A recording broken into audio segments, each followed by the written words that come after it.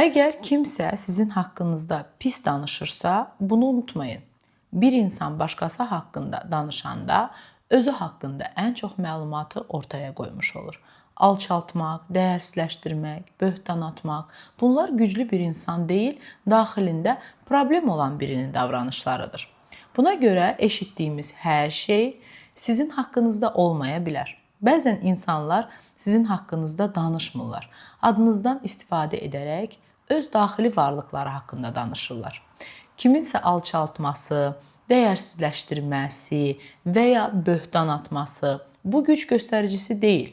Əksinə, bu davranışlar insanın daxilində həll olunmamış problemlərin, komplekslərin və narahatlıqların əlamətləridir. Güclü insan başqasını aşağı çəkməyə ehtiyac duymur, çünki o artıq öz dəyərini bilir.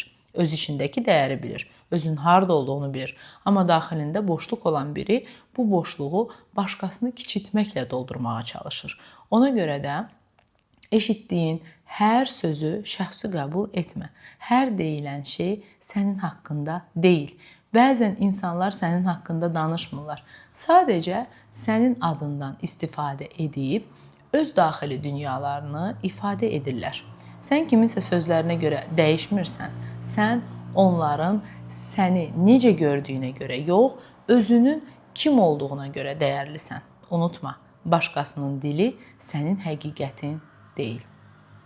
Əziz ekstrasenslər, bioenergetiklər və parapsixoloqlar, əgər siz də öz istedadınıza güvənirsinizsə, elə vaxt itirmədən bizim verilişimizə müraciət edə bilərsiniz. Verilişimizin qonağı ola bilərsiniz, öz istedadınızı izləyicilərimizə nümayiş etdirə bilərsiniz.